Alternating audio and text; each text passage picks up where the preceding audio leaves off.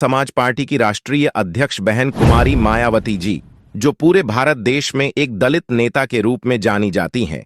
लेकिन मायावती अकेली दलित नेता नहीं हैं। इनके अलावा अनेकों ऐसे नेता हैं जो दलित समाज से आते हैं। आज की वीडियो में हम आपको प्रमुख 6 नेताओं के बारे में बताएंगे जो दलित समाज से ही आते हैं।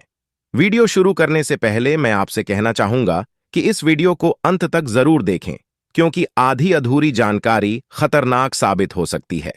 तो चलिए वीडियो को स्टार्ट करते हैं। स्वागत है आपका अपने चैनल यूएसजी लॉजिकल थिंक में। शुरुआत करते हैं चंद्रशेखर आजाद रावण से। चंद्रशेखर का जन्म उत्तर प्रदेश के सहारनपुर जिले में एक सामान्य दलित परिवार में हुआ था। इनके पिता एक सरकारी अध्यापक थे। चंद्रशेखर देहरादून से कानून की पढ़ाई करके एक वकील बने। चंद्रशेखर एक मामूली वकील से सुप्रसिद्ध राजनेता कैसे बने, आइए इसके पीछे की कहानी हम आपको बताते हैं। उत्तर प्रदेश की राजधानी लखनऊ से 693 किलोमीटर दूर जिला है सहारनपुर में इलाका पड़ता है। नाम है छुटमलपुर। इस इलाके में हिंदुस्तान नाम का एक इंटर कॉलेज भी है। एक दिन एक दलित लड़का कॉलेज जल्दी पहुंच गया। आधे घंटे बाद वह खून से लथपथ पड़ा था। उसे सवर्ण जाति के बच्चों ने बहुत मारा क्योंकि उसने बेंच साफ नहीं की थी। बीते दिन लड़कों ने उसे फिर पीटा। वजह थी कि एग्जाम में सवर्ण बच्चों से ज्यादा नंबर ले आया। दलित बच्चे ने जब एक बार अपने घर वालों को बताई तो उन्होंने न्याय पाने के लिए हिम्मत दिखाई। वह एक वकील के पास पहुंचे। वकील का नाम था चंद्रशेखर। चंद्रशेखर के पास जब यह मामला पहुंचा तो उन्हें लगा कि सीधे तरीके से तो शायद न्याय मिलना आसान नहीं। इसलिए उन्होंने एक संगठन बनाया, नाम रखा भीम आर्मी। यह संगठन दलितों को न्याय दिलाने के लिए लड़ने लगा। संगठन बनने के बाद उस दलित बच्चे की समस्या का समाधान भी हुआ। इसके साथ ही जन्म हुआ भीम आर्मी चीफ चंद्रशेखर का, जिन्होंने एक मामूली वकील से नेता बनने की तरफ अपना पहला कदम रख दिया था। समय बीतता गया और चंद्रशेखर लाखों लोगों को जोड़ते हुए उनकी आवाज उठाते उठाते एक बड़ा नाम बन गए। साल 2020 में चंद्रशेखर ने अपनी आजाद समाज पार्टी भी बना ली। साल 2022 उत्तर प्रदेश में विधानसभा चुनाव हुआ। चंद्रशेखर ने तय किया कि वह चुनाव लड़ेंगे और लड़ेंगे भी यूपी के सीएम योगी आदित्यनाथ के खिलाफ। चंद्रशेखर ने चुनाव लड़ा, लेकिन वह बुरी तरह हार गए। सबको लगा शायद चंद्रशेखर शांत हो जाएंगे, पर ऐसा हुआ नहीं। साल 2024 का लोकसभा चुनाव आया। उन्होंने यूपी के नगीना सीट से चुनाव लड़ा और करीब 1.5 लाख वोटों के बड़े अंतर से चंद्रशेखर ने चुनाव जीत लिया। 25 जून 2024 को उन्होंने लोकसभा में बतौर सांसद शपथ ली। शपथ लेते ही लोकसभा में चंद्रशेखर का ढाकड़ अंदाज नजर आया। उनके शपथ के पीछे से आवाज आई, पूरा भाषण देंगे क्या? जिस पर चंद्रशेखर ने भी भारी आवाज जवाब दिया, और क्या वही तो देने आए हैं, हम बोलेंगे और आपको सुनना भी पड़ेगा। दूसरे नंबर पर आते हैं चिराग पासवान। चिराग पासवान का जन्म 31 अक्टूबर 1982 को दिल्ली में हुआ था। उन्होंने अपनी पूरी पढ़ाई दिल्ली में ही पूरी की है। इंजीनियरिंग की डिग्री लेने वाले चिराग फिल्मों में अपना करियर बनाना चाहते थे, जहां उन्हें सफलता नहीं मिली, जिसके बाद उन्होंने अपने पिता के साथ राजनीति में किस्मत आजमाई।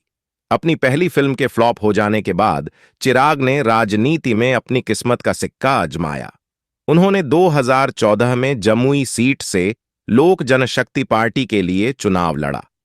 इस चुनाव में उन्होंने सुधांशु शेखर भास्कर को 25,000 से ज्यादा वोटों से हराया था। वहीं 2019 में भी उन्होंने अपनी सीट पर कब्जा कायम रखा। देश भर में हुए लोकसभा के नतीजे आ चुके हैं। रिजल्ट के बाद से देश भर में खुशी का माहौल है। वहीं जीत की इस लिस्ट में कुछ फिल्मी सितारों के नाम टॉप पर हैं, जिसमें चिराग पासवान का नाम भी शामिल है। चिराग पासवान ने लोकसभा चुनाव में भरी मतों से जीत हासिल की है। उन्होंने बिहार के हाजीपुर सीट से 1,70,000 वोटों से जीत हासिल की है। लेकिन क्या आप जानते हैं, चिराग राजनीति से पहले बॉलीवुड के जाने माने अभिनेता भी रह चुके हैं। तीसरे नंबर पर आते हैं प्रकाश अंबेडकर। प्रकाश अंबेडकर का जन्म 10 मई 1954 को मुंबई में हुआ था। उनके पिता का नाम यशवंत आम्बेडकर और माता का नाम मीराबाई आम्बेडकर है। प्रकाश आम्बेडकर अपने दादा भारतीय संविधान के जनक के रूप में जाने जाते डॉक्टर भीमराव आंबेडकर द्वारा नामित किया गया था। प्रकाश आंबेडकर ने सेंट स्टेनिस्लाउस हाई स्कूल और सिद्धार्थ कॉलेज, मुंबई, भारत में शिक्षा ली। उन्होंने 1982 के बाद से पूरे भारत में कई सामाजिक, धार्मिक एवं राजनैतिक आंदोलनों का नेतृत्व किया। उनके छोटे भाई आनंदराज आंबेडकर रिपब्लिकन सेना के नेता हैं। प्रकाश आंबेडकर महाराष्ट्र राजनीति में महत्वपूर्ण व्यक्ति है। वह संविधान निर्माता डॉक्टर बाबा साहब आंबेडकर के पोते हैं। उनके पिता का नाम यशवंत आंबेडकर है। कहा जाता है कि बाबा साहब ने ही उनका नाम प्रकाश रखा था। बाबा साहब के परिनिर्वाण से 2 वर्ष पहले उनका जन्म हुआ था। उन्हें अन्य 2 भाई एवं 1 बहन है और इन सभी का जन्म बाबा साहब के महापरिनिर्वाण के उपरांत हुआ था। चौथे नंबर पर आते हैं रामनाथ कोविंद। श्री कोविंद का जन्म 1 अक्टूबर 1945 को उत्तर प्रदेश में कानपुर जिले के परौंख गांव में हुआ। एक साधारण परिवार से होने के कारण उनका जीवन सादगी पूर्ण रहा। उनकी स्कूली शिक्षा और उच्चतर शिक्षा भी कानपुर में हुई। उन्होंने पहले कॉमर्स ग्रेजुएट की परीक्षा उत्तीर्ण की और फिर कानपुर विश्वविद्यालय से कानून की डिग्री प्राप्त की। राष्ट्रपति कोविंद की सोच यह है कि जनता और सरकार में उनके प्रतिनिधियों के बीच आदर्श भागीदारी होनी चाहिए और इसके लिए सभी को अधिक से अधिक प्रयास करने चाहिए। राज्यपाल के रूप में श्री कोविंद की उपलब्धियों को देखते हुए 2017 में वे राष्ट्रपति पद के मजबूत दावेदार के रूप में उभर कर सामने आए। सर्वोच्च संवैधानिक पद पर उनके निर्वाचन के बाद उन्होंने अत्यंत दूरदर्शिता और विनम्रता के साथ भारत के प्रथम नागरिक के रूप में अपने कर्तव्यों को निभाया।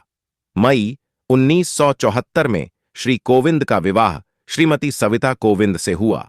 उनके एक पुत्र और एक पुत्री है। 5वें नंबर पर आते हैं मान्यवर कांशीराम जी। बहुजन समाज पार्टी के संस्थापक कांशीराम, जिन्होंने उत्तर भारत में पहली बार दलितों को सत्ता के शिखर तक पहुंचाया। कांशीराम ने सरकारी नौकरी छोड़कर राजनीति शुरू की थी।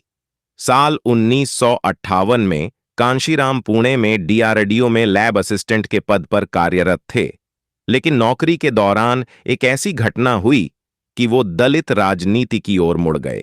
कांशीराम की जीवनी लिखने वाले प्रोफेसर बद्री नारायण लिखते हैं, उनके ऑफिस में फुले के नाम पर कोई छुट्टी कैंसिल कर दी गई थी। इसका उन्होंने विरोध किया। तमाम कोशिशों के बावजूद दलित कर्मचारी एकजुट हुए तो वो छुट्टी कर दी गई। इस घटना के बाद उन्हें समझ आ गया, जब तक दलित कर्मचारी एकत्रित नहीं होंगे तब तक हमारी बात नहीं सुनी जाएगी। साल 1977 की बात है।